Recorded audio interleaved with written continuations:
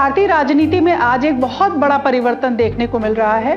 क्षेत्रीय दलों का पारंपरिक आधार धीरे धीरे कमजोर हो रहा है, जबकि राष्ट्रीय दलों खासकर भाजपा का विस्तार हो रहा है। जनता सुशासन, विकास और स्थिरता वाली राजनीति को अब प्राथमिकता दे रही है। मतदाताओं की भागीदारी भी लगातार बढ़ रही है, खासकर महिलाओं की, जो अब चुनावी परिणामों को तय करने वाली एक अद्भुत शक्ति बन चुकी हैं।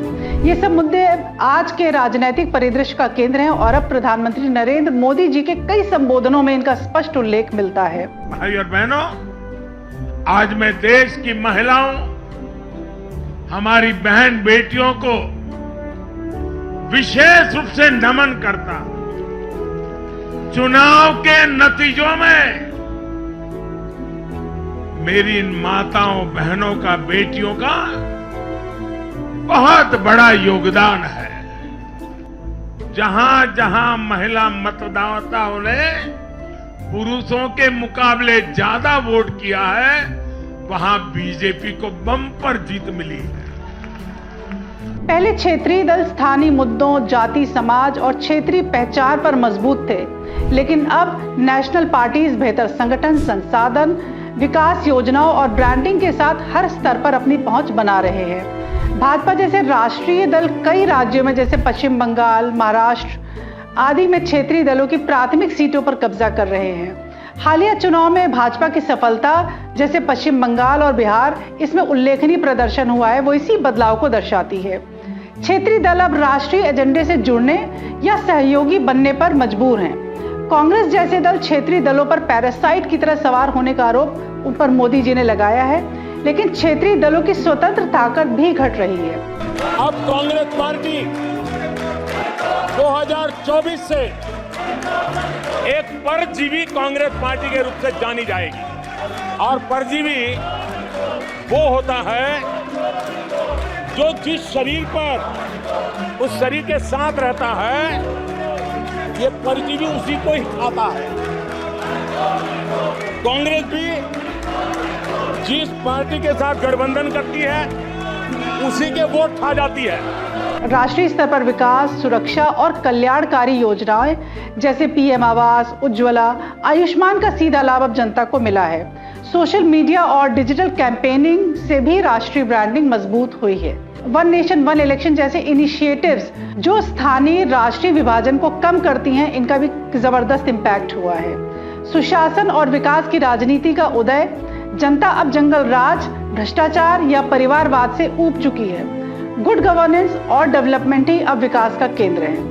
मोदी जी बार बार कहते हैं कि राजनीति का उद्देश्य सबका साथ, सबका विकास, सबका विश्वास होना चाहिए। वहीं क्षेत्रीय दलों की छवि अक्सर अस्थिरता, भाई भतीजावाद या क्षेत्रीय सीमाओं तक ही सिमटकर रह जाती है। नेशनल पार्टीज बड़े पैमाने पर इंफ्रास्ट्रक्चर, डिजिटल इंडिया, आत्मनिर्भर भारत जैसी योजनाओं से जुड़ाव दिखाते हैं। चुनावी नारे अब विकसित भारत या सुशासन पर फोकस करते हैं, न कि सिर्फ जाति और धर्म पर। मोदी जी के भाषणों में यह बार बार आता है कि लोग अब परिणाम चाहते हैं, सड़क, बिजली, स्वास्थ्य, शिक्षा और रोजगार चाहते हैं। बढ़ती मतदाता भागीदारी, खासकर महिलाओं की भागीदारी, ये सबसे बड़ा बदलाव हुआ है 2014 के बाद। महिलाओं की मतदान की भागीदारी पुरुषों से कहीं अधिक हो गई है। 2019 और बाद के चुनाव में यह ट्रेंड साफ देखने को मिलता है कि कई राज्यों में महिलाएं पुरुषों से ज्यादा वोट डाल रही हैं। वुमेन रिजर्वेशन बिल जैसे कदमों ने इनको और अधिक बल दिया है। महिलाओं पर केंद्रित प्रत्यक्ष कल्याणकारी योजनाएं जैसे LPG, toilet, bank account, self help group, इन्होंने भी एक बहुत बड़ा योगदान दिया है। बेटी बचाओ बेटी पढ़ाओ जैसे सेफ्टी इनिशिएटिव्स ने भी महिलाओं को जागरूक किया है। राजनीतिक प्रतिनिधित्व बढ़ने के प्रयास हुए हैं। महिलाएं अब साइलेंट वोटर नहीं, बल्कि एक निर्णायक शक्ति बनके उभरी हैं। स्थानीय मुद्दे अब राष्ट्रीय एजेंडे से जुड़ रहे हैं। परफॉर्मेंस बेस्ड वोटिंग जाति समाज से ऊपर उठकर विकास और सुशासन पर आकर केंद्रित हुई है। महिला और युवा वोट नई शक्तियां बनके आए हैं। डिजिटल और डायरेक्ट कनेक्ट, मोदी जी की रैली, मन की बात और सोशल मीडिया से सीधा संवाद ने लोगों को जोड़ा है। मोदी जी के संबोधनों में इस बात का बार बार जिक्र होता है कि पुरानी राजनीति अब बीता हुआ कल है। नई राजनीति विकास और सुशासन नारी शक्ति पर टिकी है। भारतीय लोकतंत्र अब मैच्योर हो रहा है।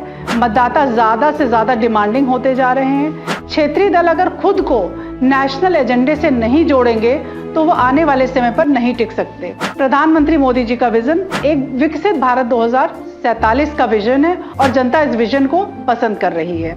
यह बदलाव सकारात्मक है, पॉजिटिव है, क्योंकि ये स्थिर, समावेशी और विकासोन्मुख राजनीति की ओर ले जा रहे हैं। भविष्य में और ज्यादा भागीदारी, आंसरेबिलिटी और रिजल्ट ओरिएंटेड शासन की उम्मीद की जा सकती है।